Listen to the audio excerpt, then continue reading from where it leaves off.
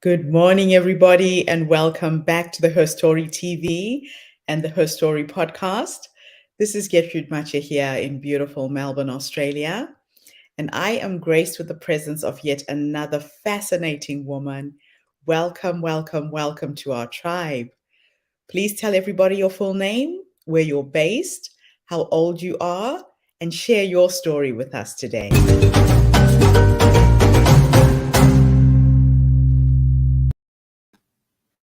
Hello, Gertrude. My name is Terri Weems, and I am 72 years of age, and I reside in the United States. My story. You think you know yourself? You really don't until you start writing it down and going through various experiences. I was in the process of writing a book because I was hurt from the treatment of one of my sister friends. I decided that I needed to write this book for self-healing. And as I began to heal, my writing starts to change, and it was no longer anger or anxiety. I changed because I had to reflect. I had to reflect in all areas of my life in writing this book, which is titled I Am Your Sister, which has not been published yet. And what happened was a friend of mine that I'd known forever. And normally, if somebody does something that I don't like or something that I think I need to pull away from because we're growing in different directions, I usually just say, okay, I need to treat you with a long handled spoon, as my mother would say. So therefore, but as I began to write and reflect, it revealed a lot of things. It revealed things to me that I did not know about me. I thought I was the person that you could come talk to, and we've been friends so long. What's going on? What are you hiding? Why are you treating me like this? But however, in my revelation, I decided that I need to take a look at me real close. And what it was that I was not listening to her. And since then, I've had to reconcile with myself for not listening, because I am the type of person that I try to be able to let you talk to me and resolve issues or things that you may have. And then I had to reconcile with her. And I found out a lot of things that she could not say. And then I had to revert back to, she's sort of an introvert. Remember when you were an introvert? And believe it or not, I used to be, growing up, single, the only daughter in the family with my two brothers and my mom. And of course, I was all into me, what I had to do, what I had to say, and that carried me over. So now I think I'm healed a little bit. I did change from an introvert, and I still do that because I can be an overthinker sometimes, as introverts are. But I did wind up revealing and reconciling with myself. And now I have healed that particular situation. And I am moving forward with looking at the other situations, because they may need me and I may need them. So it's best to heal at a time when you know that you need to heal. And since then, I did do another person as well. So that's the short story. It's absolutely wonderful to meet you, Terri. You and I are co-authoring a book with a wonderful Dr. Terri Trent. It's called The Sacred Promise, and our paths have crossed in a very, very magical way. Now, we all are writing a chapter in this book about a sacred promise that we made to ourselves. Now, it sounds to me like this was a very life-changing event. Tell us a little bit about your background. You grew up in a house, you were the only girl, you had two brothers, and it sounds to me like all of your issues were around trusting other women, building relationships with other women, and you weren't used to doing that. Am I correct? You are correct. In Sacred Promise, I talk about how I asked my mother, I said, life wasn't fair. It wasn't fair to me because I don't have any sisters. And that at that point, my mother did tell me, I am your sister and I will be there for you. But, you know, in my own book, I talk about, well, how can you tell your mother your first sexual encounter? Okay. Because she's a Yes. sister. Okay. But I can talk to my mother about anything. She did allow us to do that as long as it was Yeah. decent and in order. But there were some things that you can't talk to her about, you know? So I Yes. joined a lot of different organizations and trying to get a feel for calling someone a sister. Okay. Yes. And Yes. not everyone wraps their arms around you as you would think, like your family does, you know. So, Now, you know, I and can relate. I can so relate. My work has me interacting and connecting with just predominantly women, and we go into these relationships with a certain expectation, based on how we treat other people, and we expect to get that back, right? right, right, right. So, you know, so that is what prompted my original book before Sacred Promise came along. But Yes. you know, it was eye opening, you know, and I depend on, I get myself involved in different things, and people are always criticizing sometimes, why are you doing that, why are you doing that, and why are you changing jobs now? And because I have always prayed that the Lord would keep me open to every opportunity that would allow me to grow. And so, you know, that's just what I do. Somebody said, you need to put that in a book. And I was like, yeah, I do. And then I Yeah. started writing, you know, and I was like, okay, first time editor, you're going to get published, Oh, I you love know, and so I'm, you know, I kind of giddy, you know, but I'm, it. I am so thankful and so grateful to be a part of this initiative. I just, you know, Yeah.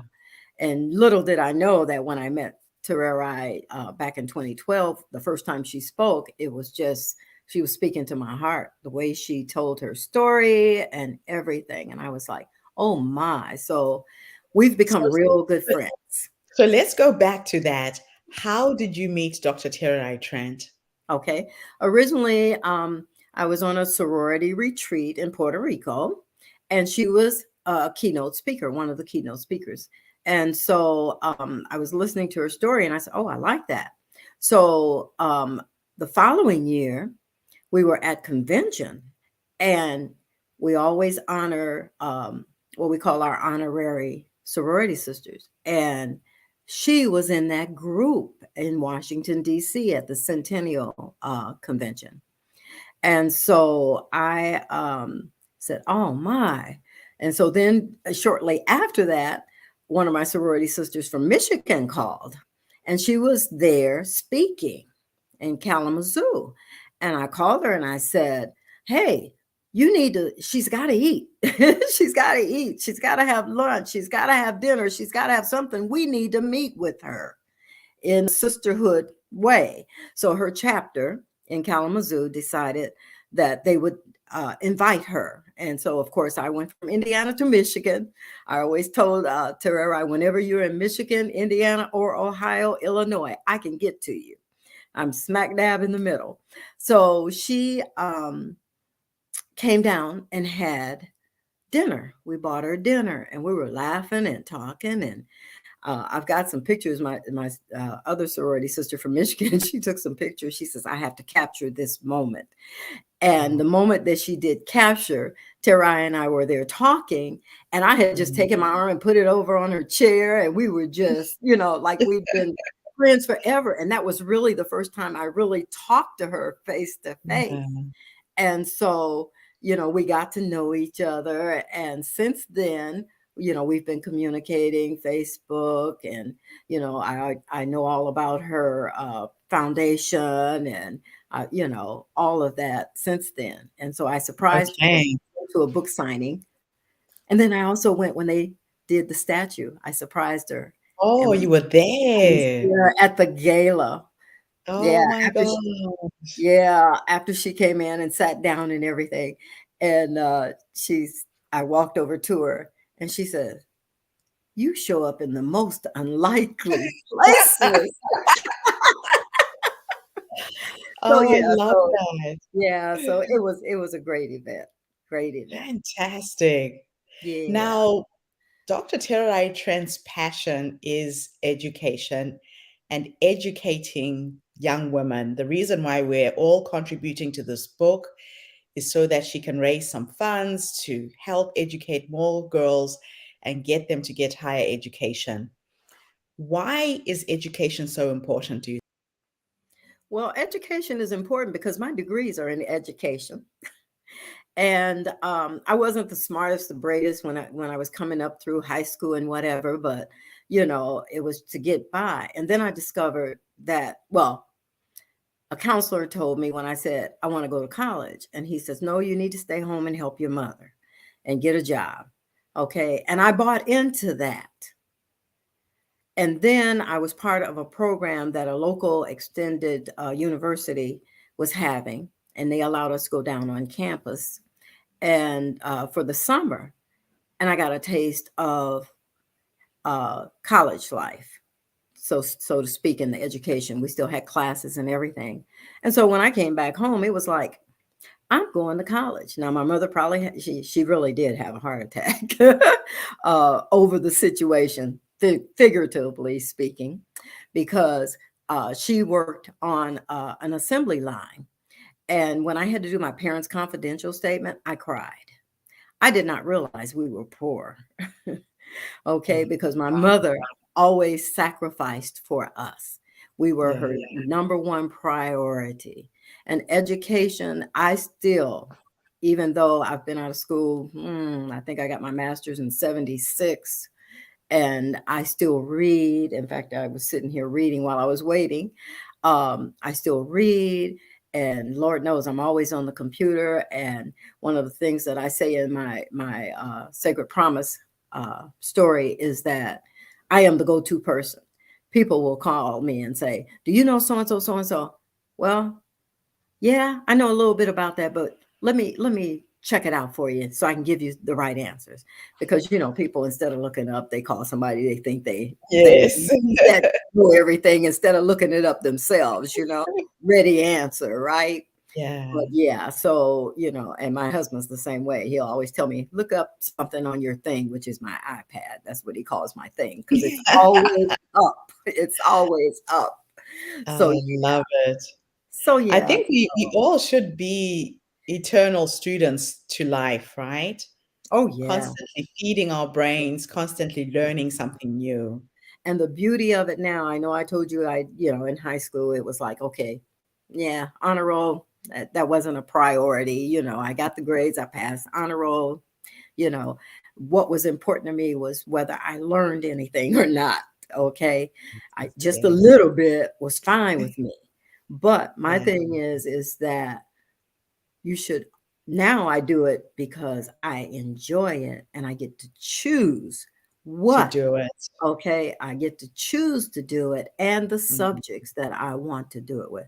Yeah. Yeah. Those basic things that they had you do, who goes and does Photoshop, take a class in Photoshop, take a class in grant writing, I take all these extra classes because that's what I'm interested in, you know, Yeah. Yeah. and I so, love it.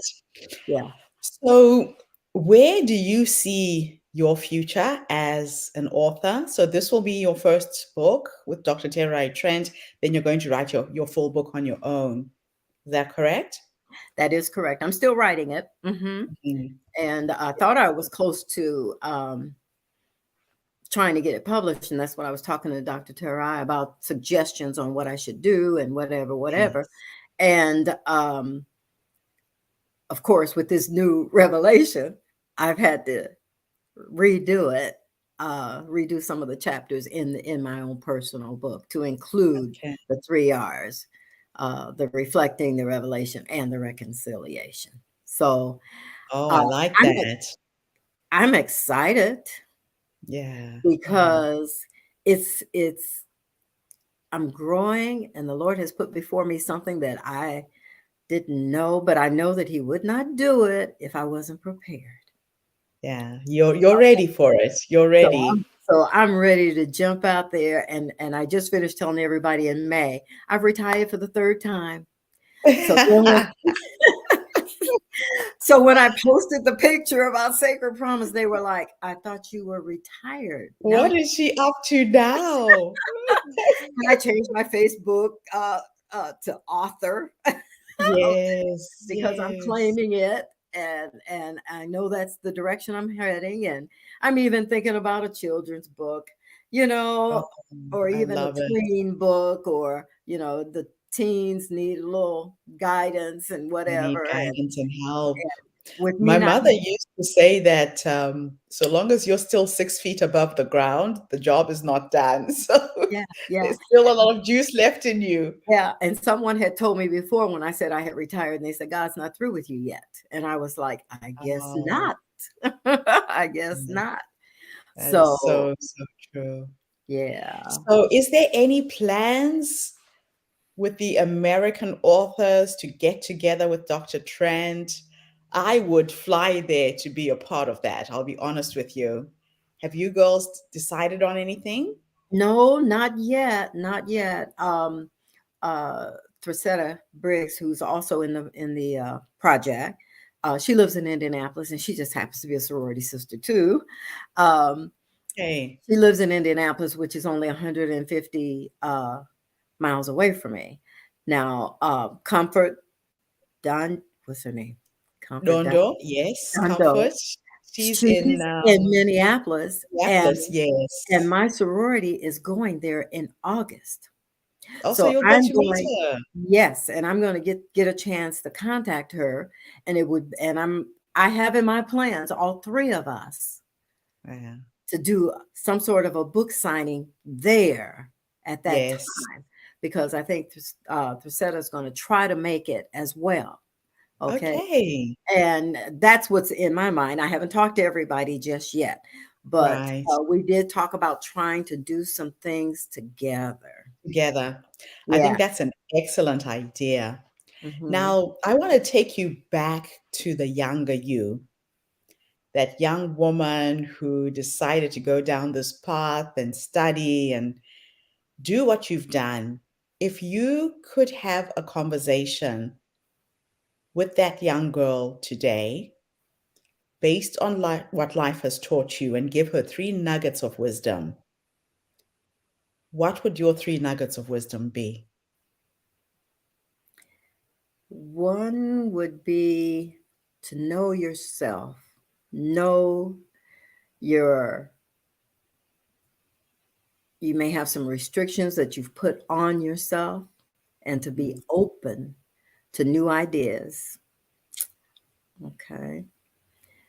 Um, Always treat people the way you want them to be treated. Okay. How that's a would I big have, one. yeah, how would I have felt if somebody said they didn't no longer want to be my friend Yes. and start Yes. distancing? Okay. Uh, and listen to your mother. That motherhood that motherhood is always on point. I love it. I love it. Our Yeah, mothers because are my never mother wrong. said, yeah, she says, "You can't live in this world by yourself. You need to speak to people. You need to talk." Okay, Oh, so yeah, wow. that would be the 3 things that I would say. So, what were the biggest lessons you ever got from your mom besides that one? She sounded like a hardworking woman. Oh, yeah, and she's 92, and She's she's in, alive. oh, independent, still living by Oh, herself, doing for herself. Okay, no that's so walker, no beautiful. cane, she's in good health. Um, Okay. but, oh gosh, there's so many things. Uh, to believe in something, believe that you should always do your best no matter what. You Mhm. know, she used to always say, and this is, if you're going to be a gambler, be the best gambler. If you're going to be a woman of the street, be the best one out there. And she did not mean best to the point that um, I was in competition with anyone. I was in competition with myself, that I needed to grow. That would be, Oh, I love that. that would be. So now let me teleport you into the future as the last question I'm going to ask you, or maybe second to last, because I've got another one that just popped up a minute there. If I was to take you into your future and you are now 100 years old, based on your mother's longevity, you probably make it to I'll probably make 120. it. Yeah, I'll probably make it. And if you could have a conversation with the older you, sitting on your porch with your children, your grandchildren, your dogs, your cats, whatever it's going to be, based on how you're living your life, what would you say to her?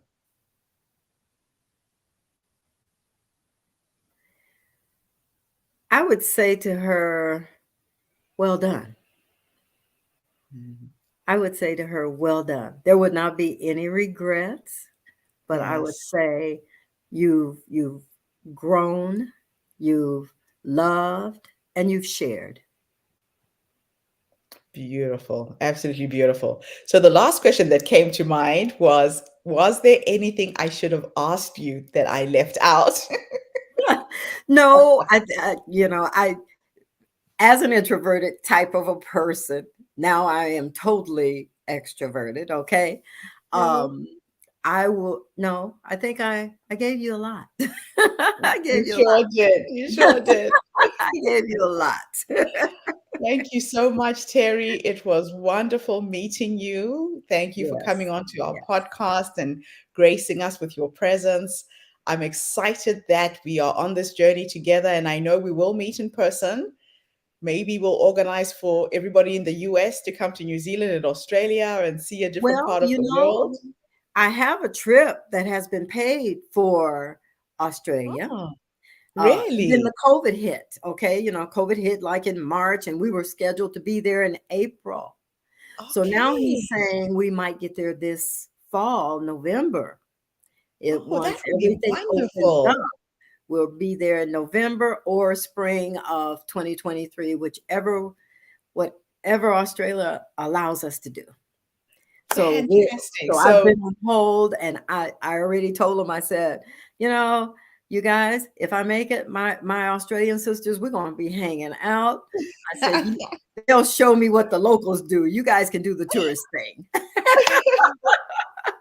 okay, so we have a date. I will see you when you come. I'm in Melbourne, Australia. Okay. Just let me know the details once you finalize your flights, and definitely let's make a point to meet and have a book launch together. I think that would Okay. be amazing. Yeah, that Thank sounds you. good. That sounds good. And thank you again to Dr. Terri Trent for Yes, giving thank you. us this amazing opportunity to co author with you, not just to enrich ourselves with this experience, but also to enrich the lives of girls who are going to benefit from the proceeds of this book. And thank you to Peace Mitchell Mhm. and Katie Gardner for the work that you're doing in the background to get all of our stories together. It's an absolute honor to be a part of this amazing project. It So have is. a fantastic day, morning, or evening, everybody. Terri, are you pre-selling your book, and where can people buy your copies? Well, all this is new to me, so I've been trying to get my Facebook up to par. I finally did LinkedIn. I've never had to use it, although I had an account. But now Yes. I'm focusing on that and trying to get connected that way, as well as my Instagram account. So Okay. everything is Terri Weems, so it'll be easy to find. Yeah, your name is very unusual too. I found you quite easily. Hmm. Fantastic. All right. So, Terri, don't go away. And everybody else, we are now recruiting speakers for our May Her Story Online Summit. Please go onto our website, register to speak. The website is at the bottom of the screen, the herstorycircle.com. They say that the richest places in the world are graveyards because they're full of people who had brilliant ideas, amazing stories, and they didn't have the courage to put it down on a piece of paper. So don't go to your grave with your story. Please step up and come and speak. I look forward to connecting with you again. I'll be back tomorrow with yet another amazing woman. Have a fantastic day, morning, or evening, wherever you are in the world. And Terri, thanks again for this And amazing interview. thank you. Thank you. But don't go away. Okay.